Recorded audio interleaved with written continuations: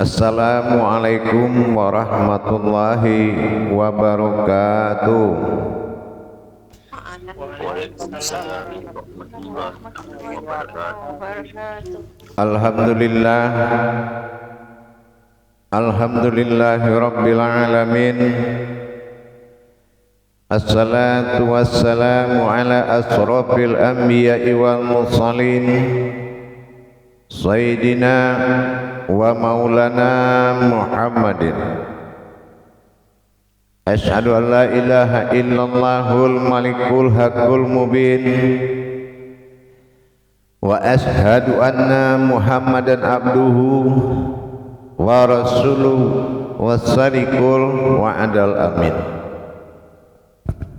Allahumma salli wa sallim wa barik wa karim azanul nabil karim idinil lazi min jamalika wa innal lazi min jalalika wa innahu min kitabika. Alhamdulillah, segala puji syukur kita panjatkan kehadirat Allah Subhanahu wa ta'ala atas limpahan karunia rahmah dan hidayahnya, serta dengan izinnya juga dan ridhonya juga kita dapat menjalankan amanahnya beramal dan beribadah zahir batin dunia dan akhirat. Bersalam kita tidak akan pernah kita lupakan. Marilah sama-sama kita sampaikan kepada junjungan kita Nabi Allah, Nabiul Akhirul Zaman, Rasulullah Muhammad sallallahu alaihi wasallam. Atasnya kalimahnya kita kalamkan dengan membacakan Allahumma sholli ala sayyidina Muhammad wa ala alihi sayyidina Muhammad. Hadirin jamaah grup 8 Singapura yang dirahmati Allah, yang dirahmati Allah. Insya Allah, kalau kita belajar meningkatkan iman dan takwa kita kepada Allah hanya dengan satu jalan, yaitu belajar mengenal hakikat daripada perintah Allah. Semua perintah Allah itu ada hakikat. Di dalam hakikat itu ada rahasia, yaitu mengalami 7 perubahan rahasia. Umpamanya kita belajar takbir, Allah dengan menetapkan 7 sifat untuk umatnya, berarti ada 7 kesempatan mengenal makna daripada satu perintah. Kalau umpamanya takbir, berarti takbir itu ada 7 tingkat. Untuk apa? Untuk mendapatkan martabat kepada Allah, ya, untuk mendapatkan martabat ibadah kepada Allah. Kenapa? Kita sudah tahu dari dulu, tidak akan mungkin ada syariat tanpa ada hakikat. Karena hakikat yang mengawali setiap perbuatan syariat, maka ada yang harus diimani dalam setiap gerakan sholat. Tapi dalam pertemuan ini saya akan mengajak jemaah melihat kepada himbauan dalam surat Al-Hajj ayat 77, yang mana kita dihimbau dalam mendirikan ruku dan sujud. Kenapa di Al-Quran hanya kita disuruh melihat kepada ruku dan sujud? Dulu saya pernah menyampaikan, ibadah itu ada 2. Ada ibadah yang kodratnya ilmu, dan ada ibadah yang kodratnya adalah ibadah mengabdikan diri. Tapi dalam hal ini kita lihat kenapa ibadah itu ada pada ruku dan sujud, dan ilmu ada pada berdiri dan duduk. Ini tidak sama. Nilai hakikat yang ada di kala ruku dan sujud dengan berdiri dan duduk itu sangat jauh berbeda. Berdiri dan ruku itu, berdiri dan sujud itu beda dengan ruku dan sujud. Kalau ruku dan sujud ada nilai ibadahnya, itu murni ibadah. Tetapi kalau berdiri dan duduk itu murni nilainya ilmu. Siapa yang duduk, siapa yang berdiri, siapa yang bertajali dari berdiri sampai duduk, mana kuasa Tuhan dalam ibadah, dalam ilmu, mana kuasa Nabi dalam duduk. Tapi dalam ibadah itu dilihat kepada kodrat ruku dan sujud, karena ada dua sifat alif di situ. Alif setelah takbir dan alif setelah ruku. Artinya bersifat sir alif pada berdiri setelah takbir itu diri rahasia, berdiri maujud dalam bentuk takbir ihram. Begitu juga dikala kita selesai ruku, bersifat aftar Allah, bersifat nyata zahir, yang mana beribadahnya yang zahir pada yang batin, yaitu sifat aftar beribadah ke sifat ba'dal Tuhan wujud Allah. Kita lihat di makna kaedahnya dari syariat, hakikat, tarikat dan makrifatnya di saat di saat ruku dan sujud. Di ruku dan sujud itu sangat banyak bahasa ibadah yang keluar di situ. Apa bahasa ibadah yang banyak? Kita lihat dari sisi syariat. Iya. Di sisi syariat ada perbuatan membungkuk dan ada perbuatan sujud kepala ke lantai. Itu maknanya apa secara syariat? Secara syariat manusia itu mendapatkan peringatan dari Allah kalau dia tidak boleh melakukan dua gerakan itu kepada semua makhluk apapun kecuali Allah. Contoh apa? Kita rukuk. Rukuk itu tidak dibenarkan oleh Rasulullah dilakukan kepada sesama manusia, karena manusia martabat Allah, kecuali kepada martabatnya Allah. Jadi tidak ada istilah rukuk. Kalau Rasulullah katakan laksana kamu seekor burung memakan buah-buahan,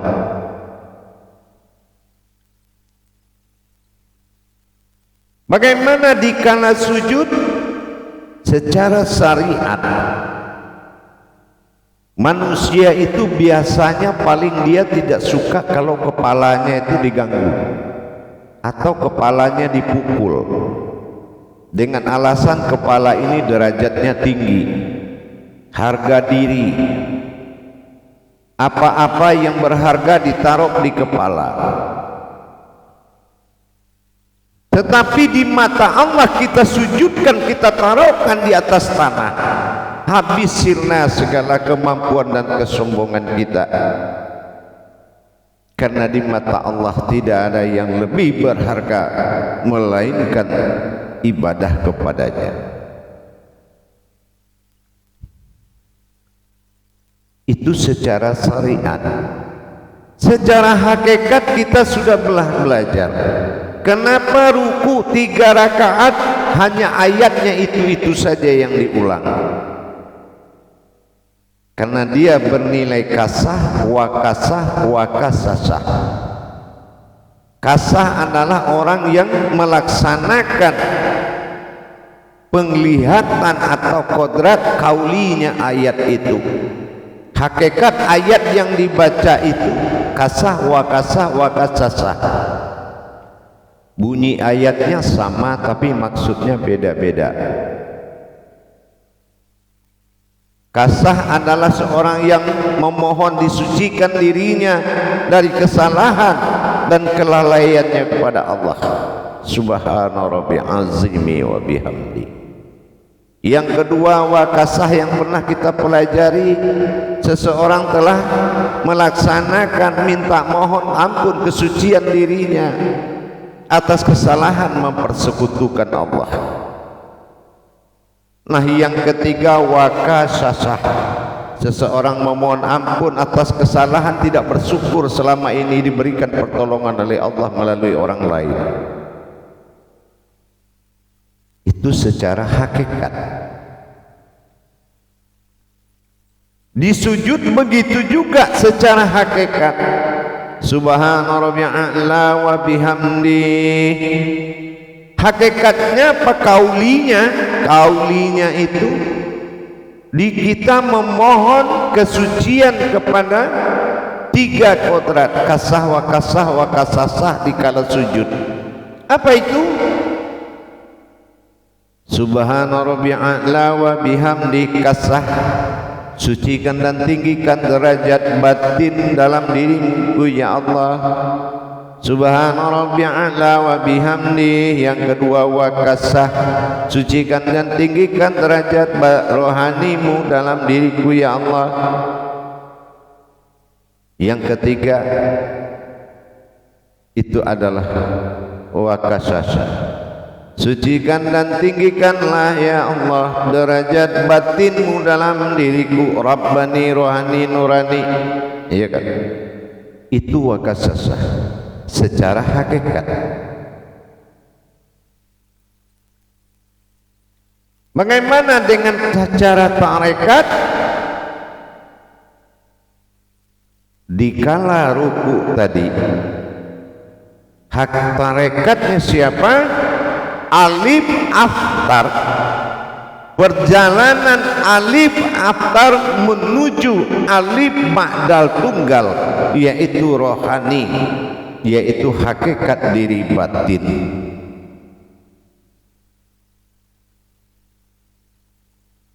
Subhana rabbil azimi wa bihamdi.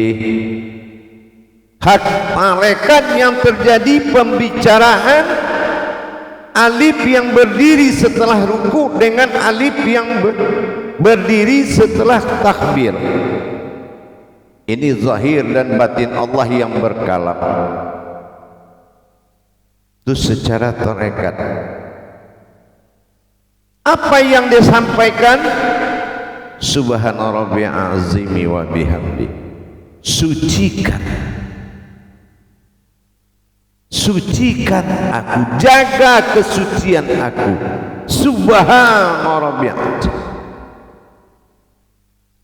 Itu kasahnya. Wakasahnya apa? Rabbika, jaga ketuhananku. Dia pesan kepada alif aftar untuk menjaga ketuhananku.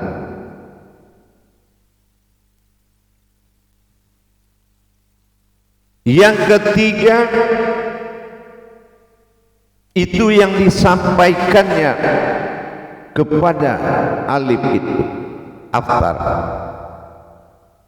Wa bihamdi, artinya tolong dijaga martabat diriku. Naf wa bihamdi, jaga kesucianku, jaga ketuhananku, dan jaga sifat diriku. Apa kata aftar? Sami Allahu liman hamidah. Iya, aku mendengar Allah. Itu di tingkat syariat, hakikat, dan tarekat. Begitu juga di kala sujud, sama dia juga diperintahkan menjaga batin Allah, menjaga zatnya Allah, menjaga nurnya Allah di diri manusia. Jaga batinku, jaga zatku rohanimu, dan jaga nuraniku. Ini yang dikatakan muqarabat, yaitu mewaspadai yang diperintahkan Allah di menjaga dua perkara ibadah tadi, beribadah di ruku dan ibadah di sujud. Maka Allah amanahkan kedua ibadah ini, menjaga tiga perkara.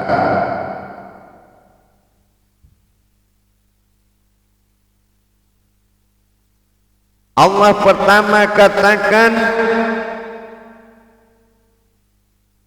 muqarabatun firruhi, muqarabatun fi sirri, muqarabatun fi qalbi. Tolong kamu jaga qalbiku, kamu jaga zatku, kamu jaga nuraniku atau ruhku, ruhi. Kita disuruh oleh Allah menjaga tiga perkara di dalam diri. Muqarabatun fi qalbi, muqarabatun fi ruhi, muqarabatun fi sirri. Ini yang dilakukan oleh ruku dan sujud. Menerima amanah menjaga tiga di kala ruku dan tiga di kala sujud. Jamaah yang dirahmati Allah rahimakumullah.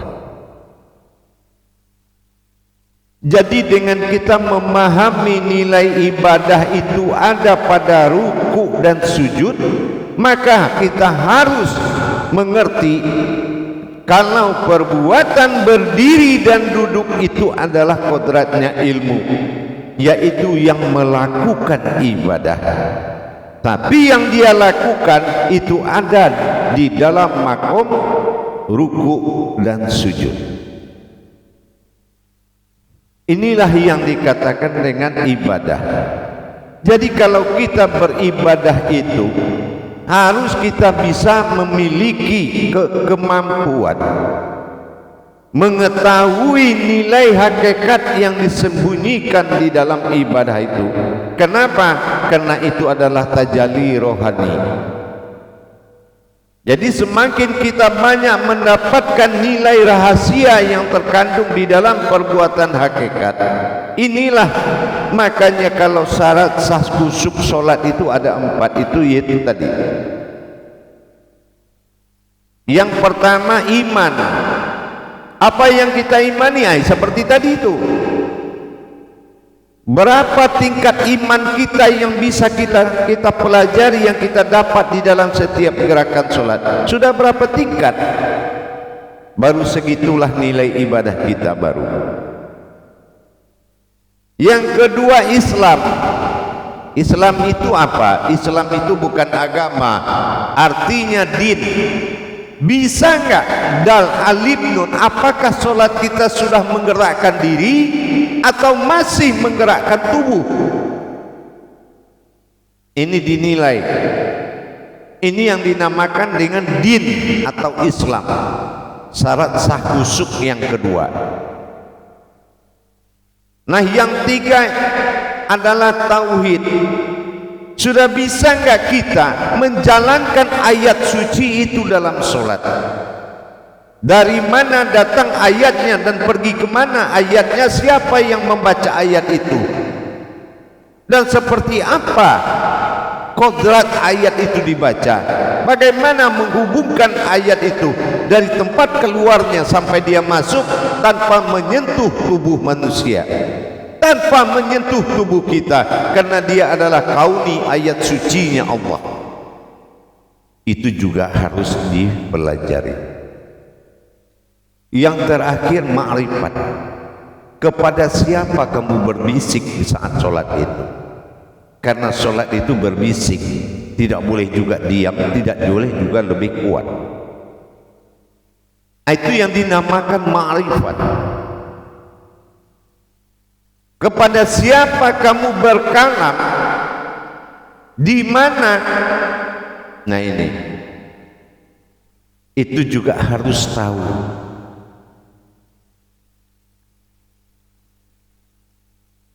Jadi itulah yang maksudnya jamaah semuanya.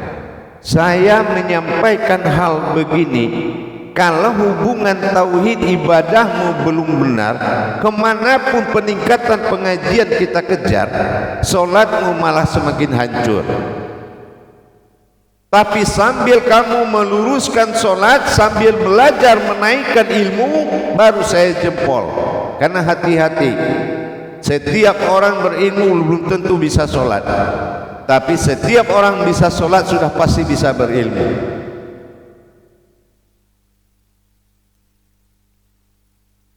Insyaallah, mari kita muzakarahkan. Salam muzakaratun fil jami'ati rahimakumullah. La ilaha illallah wallahu akbar. Silakan juru tablik mengatur jemaahnya menyampaikan. Ya, terima kasih Buya. Assalamualaikum warahmatullahi ta'ala wabarakatuh. Waalaikumsalam warahmatullahi wabarakatuh. Alhamdulillah, hari ini satu kajian yang sangat tersurat, tersirat, saling berhubung kait, dan pentingnya solat, di mana letaknya, rukuk dan sujud tu seperti yang dibacakan ayat Quran tadi, surah Al-Hajj, ayat keberapa saya tak ingat tadi. 77. Ya. Jadi kita persilakan jemaah soalan kepada Buya. Terima kasih.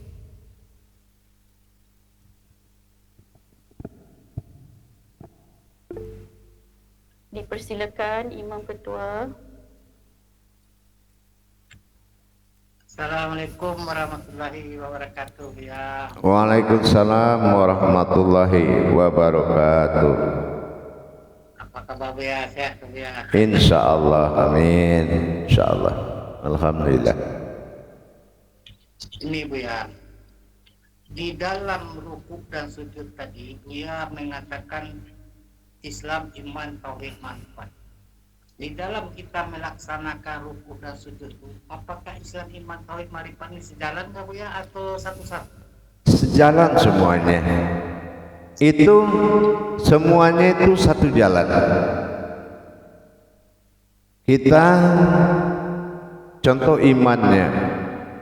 Imannya berarti kita melihat tingkat iman mana yang kita sudah mampu sekarang.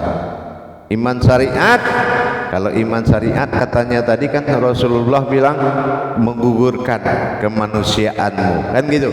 Ibarat seekor burung hanya ruku minta makan gitu kan. Nah kalau sujud ibarat burung memakan sebuah biji, ya kan. Kalaupun kata Rasulullah, dikala sifat yang berdua itu kamu pakai dan kamu mati, aku tidak mengakui itu umatku. Kenapa? Tidak ada umatku yang matinya lagi bongkok begitu. Tidak ada umatku yang matinya lagi menungging begitu kata Rasulullah. Ya, semuanya beradab. Nah, begitulah pandangannya.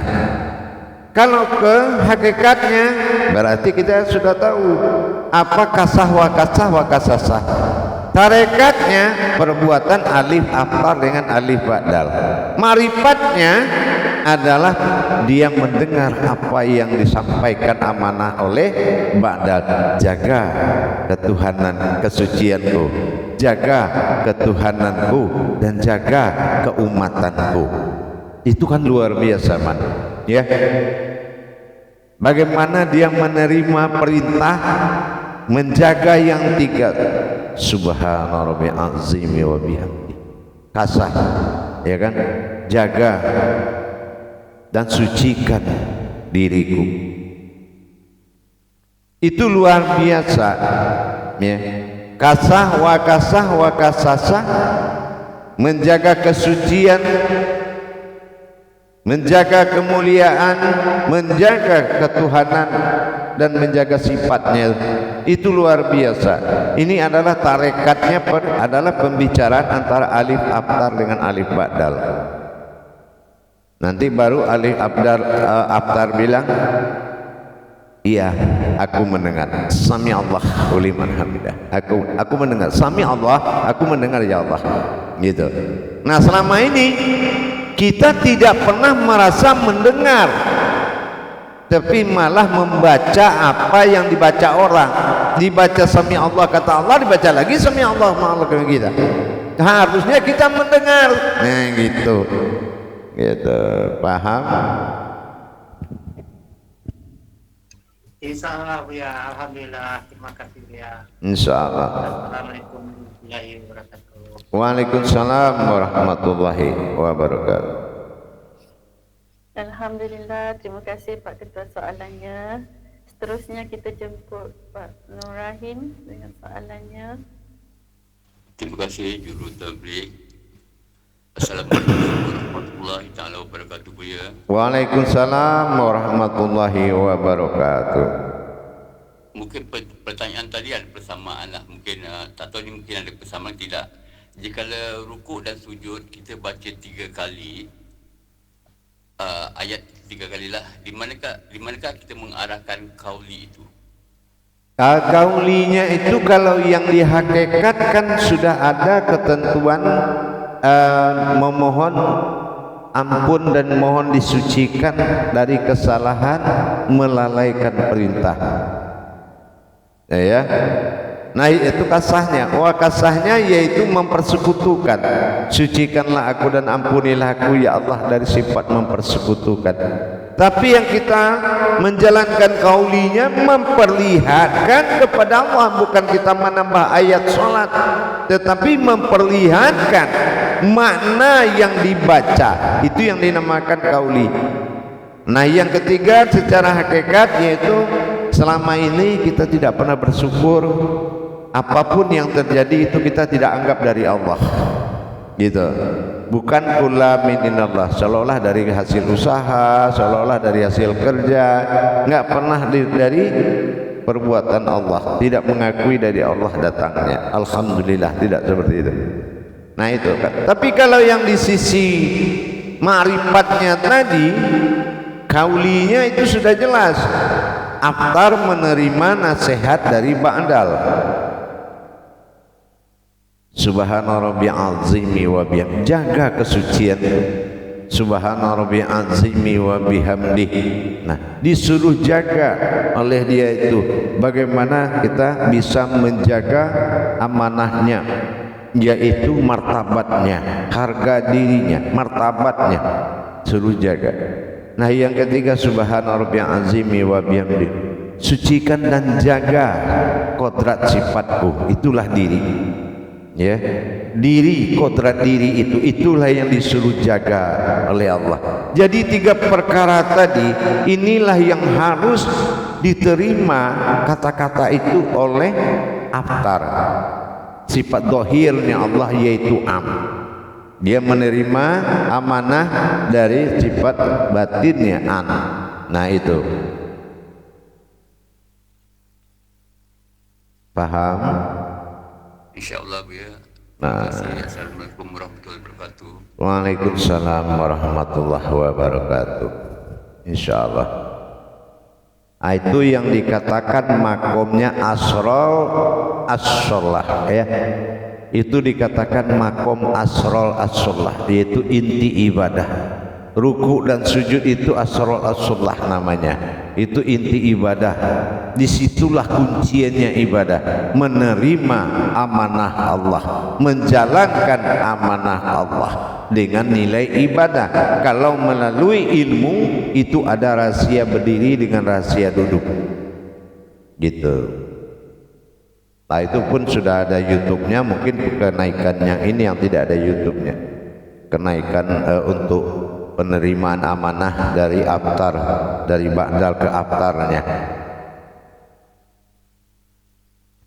Jadi nilai hakikatnya adanya di situ, di kauli tadi. Bagaimana kita bisa menerima kauli ini di waktu ruku? dan menjalankan kauli ini di waktu sujud. Perintah hakikat itu yang harus dijalankan. Baik, silakan yang lain.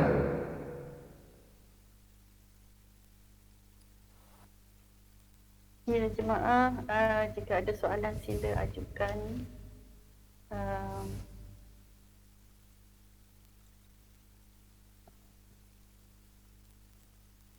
Suaranya, audio. Assalamualaikum warahmatullahi wabarakatuh ya. Waalaikumsalam warahmatullahi wabarakatuh. Ruku dan sujud nilainya ibadah, berdiri dan sujud nilainya ilmu. Macam mana cara memahaminya Buya? Iya, karena kalau berdiri dan duduk itu adalah ungkapan ketuhanannya Allah. Yaitu yang pelaku yang melakukan ibadah itu. Jadi siapa yang melakukan, siapa yang menyembah, siapa yang disembah, itu duduknya perkaranya penyelesaiannya di kajian siapa yang berdiri, siapa yang duduk. Tapi apa yang dia hadapi dan siapa yang bagaimana dia bertajalli dalam beribadah, itu ketemunya di ruku dan sujud. Kalau siapa yang melakukan ada di berdiri dan duduk. Makanya di Al-Quran nggak ada perintah berdiri dan perintah duduk, itu nggak ada. Yang ada itu iqimis shalah wa iqimuz zakat, dirikan sholat. Nah, batasnya itu aja. Mendirikan sholat itu beda dengan ifa'alus atau mengerjakan sholat. Nah gitu, ifa'alus sholat atau ikamatis sholat itu beda. Kalau ikamatis mendirikannya itu nilai hakikat yang di dalamnya itu yang didirikan. Tapi kalau ikamatis, nah itu tadi apa yang terjadi di saat kita melaksanakan syariatnya, maknanya apa, tujuannya apa. Nah, itulah yang rohani, bahasa rohani kita dengan Allah Subhanahu wa ta'ala. Gitu, paham? Alhamdulillah, terima kasih Buya. Assalamualaikum warahmatullahi wabarakatuh. Waalaikumsalam warahmatullahi wabarakatuh. Tapi kalau lagi berdiri dengan duduk itu memang bahasa ketuhanan, ya. Bahasanya memang hakikat ketuhanannya itu tinggi di situ. Gitu, termasuk duduk juga hakikat ketuhanannya tinggi. Gitu. Insyaallah, silakan. Silakan Pak Osman.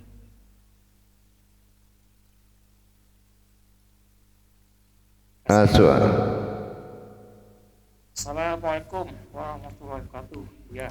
Waalaikumsalam warahmatullahi wabarakatuh. Maaf kalau saya salah dengar. Tadi Buya cakap kita bertajalli kepada Allah di waktu rukuk dan sujud saja. Iya. Iya. Di dalam perbuatan ibadah hanya itu tajallinya.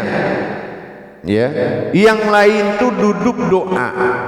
Makanya 4 hakikat solat itu: bacalah Al-Quran dikala berdiri, bertahmidlah dikala ruku, berzikirlah dikala sujud, dan berdoalah dikala duduk. Jadi yang bertahmid dan berzikir itu adanya di ruku dan sujud.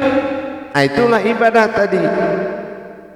Bertahmidlah dikala ruku dan berzikirlah kala di sujud. Karena yang diulang 3 kali cuma 2 itu saja. Gitu. Yang lain itu adalah tajalli rukun dan rakaat dan tajalli kodrat. Tapi yang namanya ibadah hanya dilakukan oleh ruku dan sujud. Makanya sangat ditekankan oleh surat yang ke-77 itu. Sangat ditekankan oleh dalam Al-Quran, wa'arukuni wal ma'buduni. Nah ini soal ruku dan menyembah, sujud, menyembah dan disembah itu ada dalam kodrat ruku dan sujud. Itu sangat ditekankan oleh Allah. Bahkan itu cuma dimasukkan di dalam sebuah satu firman. Harusnya kan melebihi satu firman, tapi dua ayat itu, dua perbuatan sholat itu malah dijadikan satu firman oleh Allah di surat Al-Had ayat 77. Karena sangat menyatunya, ya, karena 77, arti 77 itu dalam arti jumlah suratnya itu adalah sifat berdiri pada 7, sifat sujud pada 7. Nah, itu yang dikatakan 77 tadi. 7 itu namanya sifat. Jadi makanya dia kembar. Kalau 77 antara sujud dengan ruku itu sama, gitu. Dia nilai ibadahnya tinggi. Karena terhubung kepada Allah juga tinggi dari dua perkara, tahmid dan zikir. Gitu, paham? Alhamdulillah, ya. Ya, baik. Waalaikumsalam. Makanya para jemaah sekalian, diungkap kembali kepada masa yang dikatakan umat itu tidak mudah, ya. Menjadikan kodrat, dapatnya kodrat umat itu di diri kita sangat sulit sekali. Kalau makhluk itu sudah pastilah, tapi mendapatkan derajat umat itu tidak mudah. Kita harus melalui proses-proses tanjakan hakikat. Contohnya apa? Yang lagi sibuk kita kaji sekarang, 4 batin menuju 4 sifat menuju kodrat naf.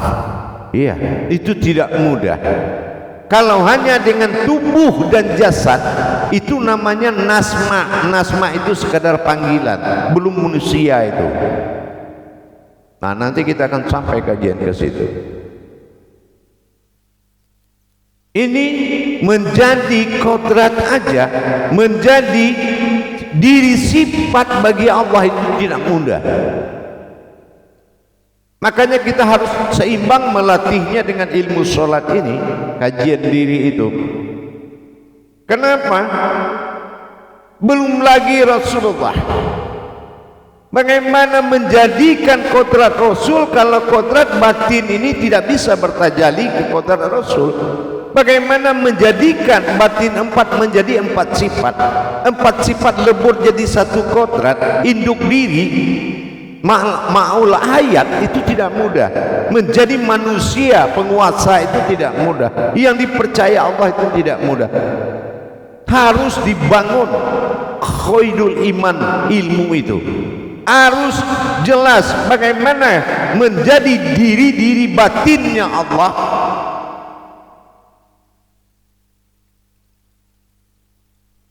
Begitu. Bagaimana kita bisa menjadi naf-nafnya Allah, nafsahunya, nafsihi, nafasnya, tanafas, ampas, nupus. Bagaimana menjadi nafsiyahnya, bagaimana maujudnya, di mana pasangan batin 4 menuju batin sifat, bagaimana batin sifat menghayat menjadi kodratnya Allah. Karena hayat ruh dengan hayat nafas itu tidak sama. Hayat ruh adalah kehidupan, hayat diri bernama nafas adalah kodrat. Itu tidak sama. Ini harus dilepaskan. Salah satu harus ditajalikan batin 4 itu menjadi batin sifat. Setelah batin sifat baru mawujud, yaitu semua naf dikumpulkan jadi satu. Itu yang ditarik dan turun masuk dalam batin Allah yang 4, bertajalli ke dunia ini. Barulah kita menjadi umul ayat, induk alam dari seluruh alam, baru khalifah di muka bumi.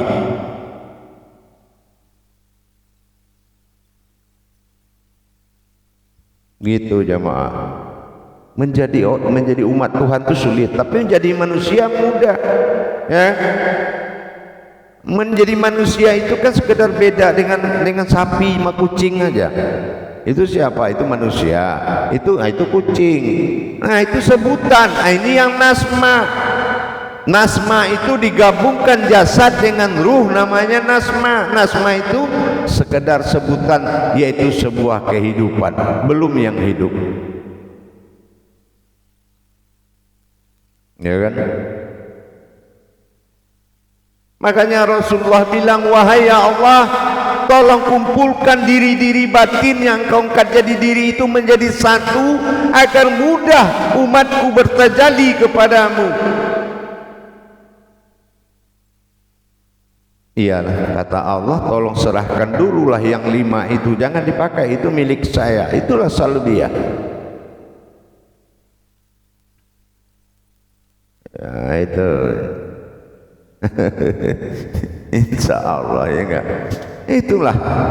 Coba kalau tidak ada diri naf ini didirikan, apa jadinya kita ini? Iya, apa jadinya kalau sekedar cuma hidup? Hewan di hutan juga hidup, sekedar menuntut ilmu, iblis juga tinggi ilmunya. Tapi mana nafnya Allah dalam diri kita? Sudahkah kita tahu? Kalau tahu, bagaimana tajalinya? Karena alam ini kan kodratnya Allah itu 2. Ada dinamakan siril asror. Ini kejadian sebelum punya nama, dengan bertajali kepada sifatnya Allah menjadi sifat. Ini dinamakan ghaibul quyub. Ghaibul quyub ini saatnya yang ghaib itu terlihat. Ghaib yang terlihat. Nah, kalau ini tidak bertajali, dia tidak menjadi ma'ul hayat. Ini sangat mengkhawatirkan. Itu pun harus kita proses bagaimana salbiyah yang 5 tidak boleh dipakai oleh manusia, bagaimana manawiyah yang dipakai. Manawiyah bernapas ke kolbi, salbiyah bernapal ke sulbi. Ini kan, nah begitulah nanti yang akan menjadi topik kita, insyaallah.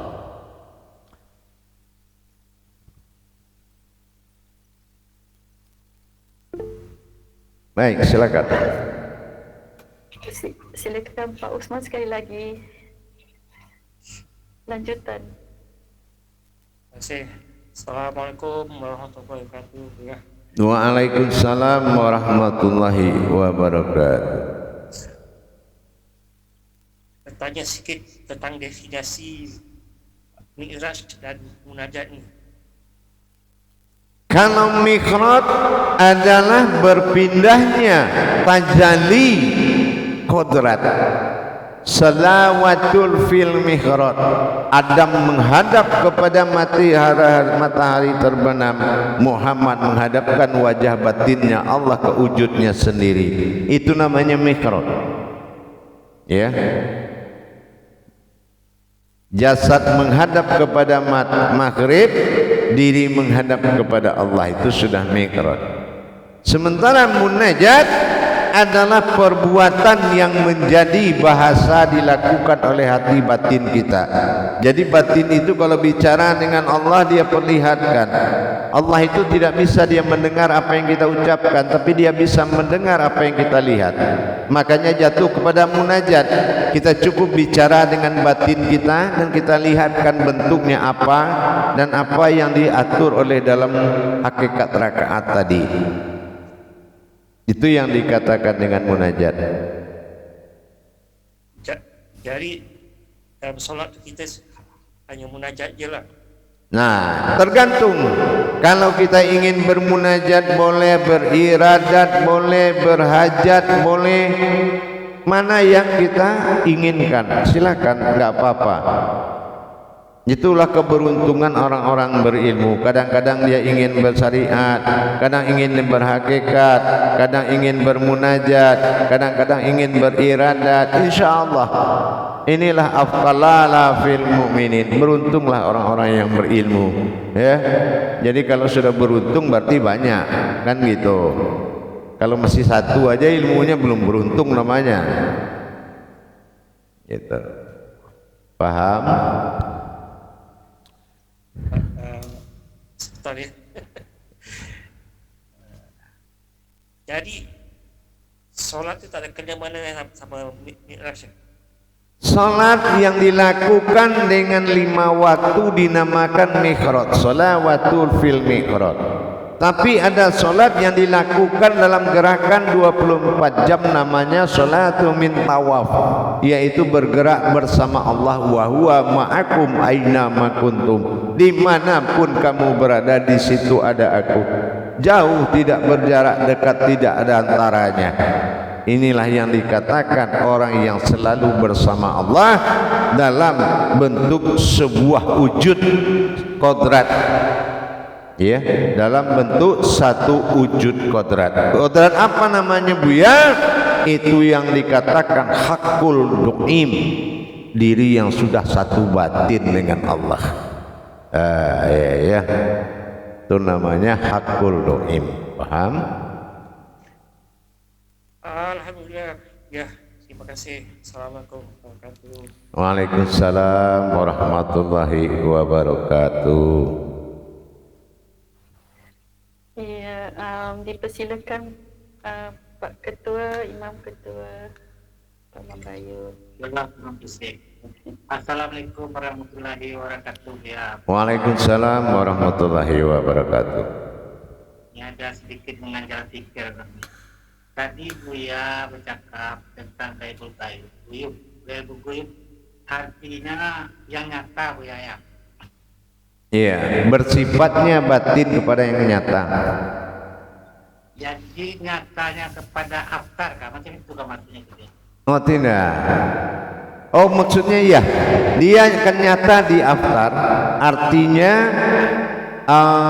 kodratnya lebih kepada wujudnya sendiri, ya, wujudnya sendiri. Jadi kalau dia ingin dampaknya adalah doimun, ya. Dampaknya adalah doim. Doim itu adalah melihat batin dengan batin, semuanya dalam alam batin. Jadi itu sangat tinggi pengaruhnya kepada keaftaran, ya betul, keaftarnya. Tetapi aksinya lebih banyak di wujudnya, di nafnya, gitu. Di nafnya lebih banyak. Kenapa? Nanti setelah dia mewujud pada batin sifatnya, maka dia akan melihat sesuatu yang dia tidak bisa lupakan. Nah itu yang akan membuat doim itu. Nah begitu nanti itu. Insyaallah, terima kasih ya. Insyaallah. Nah. Ya. Baik jamaah, saya nanti kembali 10 menit lagi. Assalamualaikum warahmatullahi wabarakatuh. Waalaikumsalam warahmatullahi wabarakatuh.